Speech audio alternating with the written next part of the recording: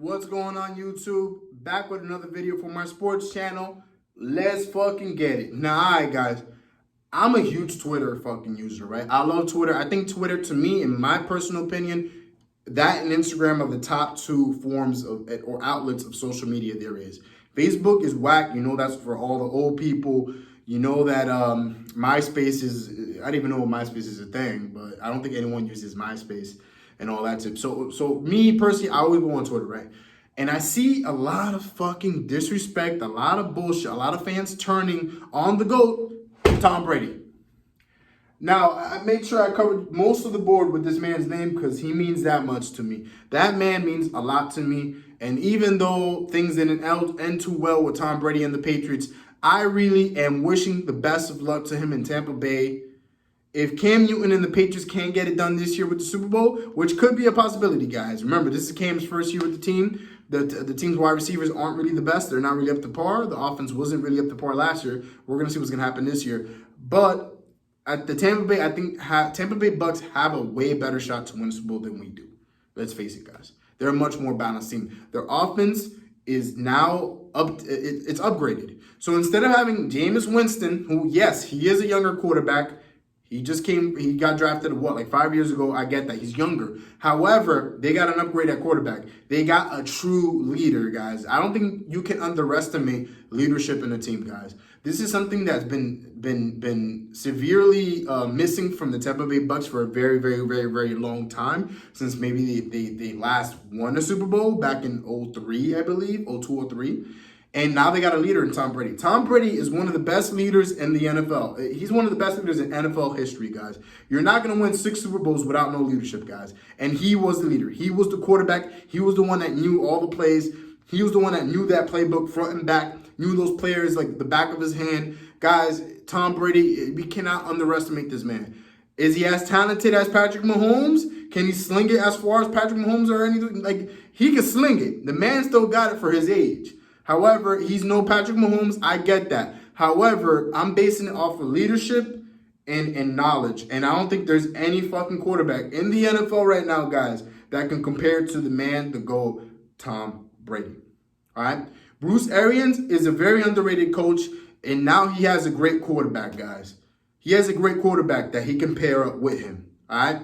On top of that, the offensive line has been updated. They drafted very well. They filled in those pieces of offensive line. Brady's going to be decently protected, all right? His running back core is pretty decent, very underrated, all right? And then on top of it, I think what really makes this offense legit, what makes it superb, is the fact that wide receivers and tight ends are deep. You got Mike Evans, Goodwin. You got Gronkowski. You got you have Brady. O.J. Howard. They have a plethora of receivers and tight ends. Brady hasn't had these type of weapons since 2007, possibly. Maybe when Gronk or Aaron Hernandez was first there, bro. 07. Let's just say 07. It's been a very long time. And I think Brady, this is the most happiest Brady has ever been in a very, very long time. You can tell he was just not happy being in the Patriots. And I understand it's difficult being with Bill Belichick. Bill Belichick is a very micromanaging type of manager or coach. He's the type of dude that you cannot say certain things. You can't act in certain ways. You have to make sure you're always early. You cannot fuck up in a game. Because if you fuck up in a game, I've heard horror stories of what this man has done to his fucking players the next day at practice. Bill Belichick was not an easy coach. And this is why I give Tom Brady a lot of fucking credit. Because Bill Belichick, dealing with his antics for 20 fucking years, I don't think any other player could have done it. Maybe Peyton Manning might have been the other person that could have done it. But even then, he took that for 20 years, guys. Tom Brady and Bill Belichick's relationship really went downhill around, I would say, once the trade, there was rumors of a trade for Tom Brady to the 49ers, but instead it ended up being Jimmy G. And that same season, guys, was when the Patriots went to the Super Bowl against the Eagles. They lost to the Eagles in a very close game after Tom Brady threw for over 500 plus yards, which is a fucking Super Bowl record, guys. I don't think Tom Brady's ever thrown that much in a fucking Super Bowl. And still lost the fucking game to a fucking backup quarterback who demolished that defense, who was not up to par that season. And remember, guys, the big thing, the big mystery that has not been solved to this very day, and I hope one day, maybe where the documentary comes out, whatever it is, we can find out the main reason, the big reason why Malcolm Butler did not start or play in that game. Because if Malcolm Butler, remember guys, this guy was the man that won us Super Bowl 49. He was a big reason why we won that game. Otherwise, the Seahawks would have been Super Bowl champions. He was very crucial in that comeback in Super Bowl 51. A lot of people don't remember that.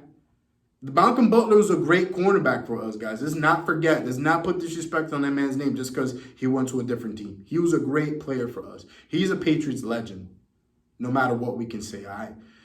So he didn't start. And I'm not saying we would have won that Super Bowl with him if he would have started, but it might have made a bit of an impact. There was a lot of plays. Nick Foles was targeting that one cornerback the whole game because he knew that motherfucker was very inexperienced. He could not defend for his fucking life in a big game like the Super Bowl. And that's exactly what happened. Nick Foles was just targeting that and doing a bunch of trick plays, this, that, whatever. And the fact that these motherfuckers, they made that play special and they called it the Philly special pisses me off because I remember years prior to that game, the Patriots ran that play against the Philly Eagles, and this time around, Tom Brady did catch it and ran it for a very long time, and nothing. Nobody really thought of it. And then the Philly Eagles did it years later in the Super Bowl.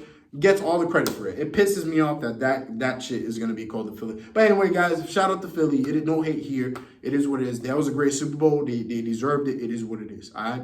It's hard for me to say as a fucking Patriots fan. But back to Brady. Well, you can sense there was a lot of tension between Brady. And then on top of that, Gronk was contemplating on retiring that year. I don't know if you guys remember. However, I think maybe Brady or someone convinced him to come. And you saw red flags because on top of Gronk contemplating on retiring, Danny Amendola left the team and he did not want to come back. That was a red flag, guys. Because why would a player of the man, Danny Amendola is very legit. He was very crucial to our offense, guys. Without him, the offense wasn't really the same. And you can tell the following season, like the offense was not the same. The fact that he left and he had no issues with it, like he was whatever, I'm going to the Detroit Lions, I don't want to play for y'all motherfuckers no more, raised a flag. Because nobody really knows maybe how toxic or how crazy it is in the Patriots camp. Because everything is so hidden. Everything is so, like, not too many players come out. Like, you don't really hear too many ex-Patriots come out and talk about what actually goes down behind the scenes, guys. And that's the thing. There's something up. Maybe Danny Amendola just had enough of the antics, of Bill Belichick's antics, and how tough Patriots, playing for the Patriots must be. The man was like, fuck this, I'm out. So, you know, ever since then, you could just tell Brady, and on top of that, the deflate gate, what happened a couple years prior to that, the deflate gate, the fact that no one really had his back, I think that might have also gotten to Brady as well, that he was not covered by his coach and his manager. They did not come out and publicly try to defend their quarterback. The quarterback took all the blame for that situation. To this very day, he is still made fun of for the deflate gate. And so you can just tell as we're inching closer and closer to 2020, Brady's getting more frustrated. Yeah, he won that Super Bowl, however, barely won the Super Bowl because that team, the offense was struggling. The defense is really the main reason why we won that Super Bowl. And even the prior year, it became the defense, all about the defense, nothing about Brady. And I think that really affected Brady. I think the last straw, what really caused Brady to be like, fuck this team, I'm out, I think was what happened with Antonio Brown. The Bill Belichick cut Antonio Brown after the whole allegations came out. And the funny part is once Antonio Brown was dropped from the Patriots, we didn't hear anything about that again. So is it real or fake? I don't know. That's really on up to that. Only Antonio Brown, that girl, truly know what happened. All right. But I think that's really the last straw that broke the camel's back. After that, Brady was like, I don't give no fuck. We make it. We don't, whatever. I'm out of this team. And just the way that Brady left the team, devastating, all that, it just sucked. And so, you know, and I remember hearing the news, like I said in my other video, I remember hearing the news about Brady announcing that on Instagram that he was not coming back to the Patriots in the kindest of ways, in the most professional of ways, like very Brady-esque. And it broke my heart, basically, in short story. He was basically saying, fuck you guys, like, I'm not coming back to the Patriots, whatever. Well, not like that, but you know what I mean. And then he got picked up at Tampa Bay, and then all the hype is now on Tampa Bay, and they became Super Bowl contenders overnight. And then Gronkowski got in, and now they're even bigger Super Bowl contenders. And they drafted very well. Bruce Arians, a lot of good shit coming out of the camp. Brady's actually having fun. He's instead of him being quiet and reserved like he was in the Patriots, he's very outspoken now. You can just tell like it's night and day between the Patriots and how he is now with the Tampa Bay Bucks. And I'm actually happy for the guy. And this is the thing that pisses me off. I see a lot of people on Twitter calling Brady Benedict Arnold and that he betrayed us and blah, blah, blah. Guys, Brady doesn't owe a shit. The man is like 43, 40, however fucking old he is. He's old as fuck.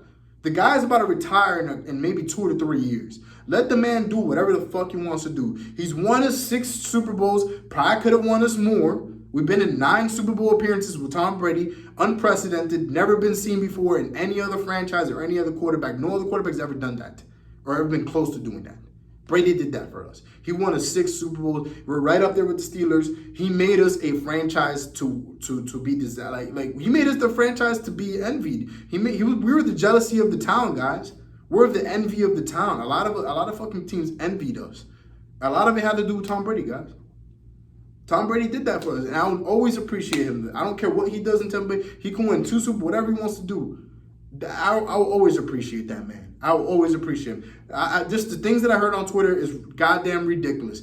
Everyone's saying that he sucks now out of the blue. He's washed up. He's not the GOAT. Like, guys, just a couple months ago, before March, you guys were saying he's still the GOAT. You were heartbroken that he didn't win that game, blah, blah, blah. Then he goes to Tampa Bay. All of a sudden, overnight, you're like, oh, fuck him. He's terrible. Fuck him. Jarrett Stidham is the GOAT. Whatever we fucking used to call him. We used to call him Jarrett Studham. Now look at this motherfucker. He's fucking second string. Cam Newton is first string.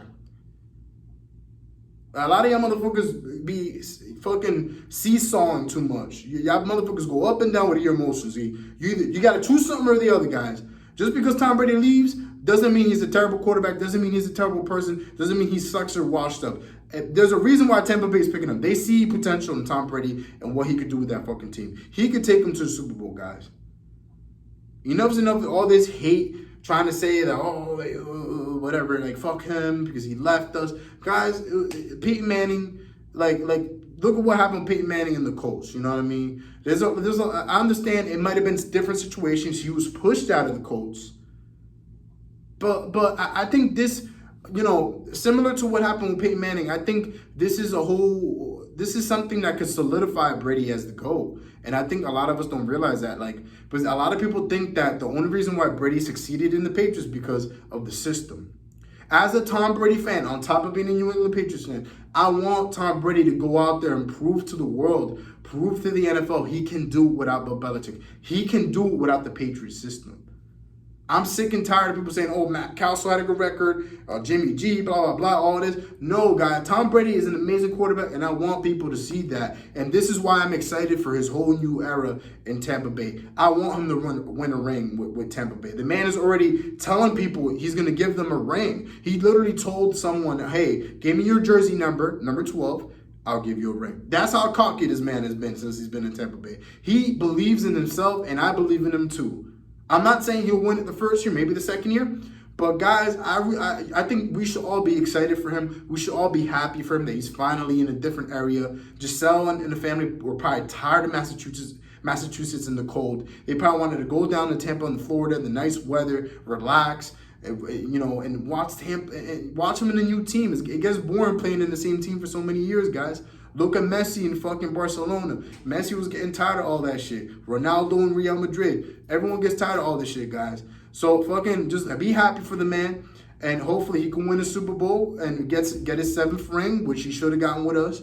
And I wish him really the best of luck. So enough of the hate, guys. Let's all appreciate Tom for what he's done for us. And let's keep it moving, guys. All right, it's Cam Newton now. That's the new era. Hopefully Cam Newton can do it for us. And we leave Tom Brady alone. Let him be. We support him on the side. Whatever it is, enough of the hate. That is the video for today, guys. Peace.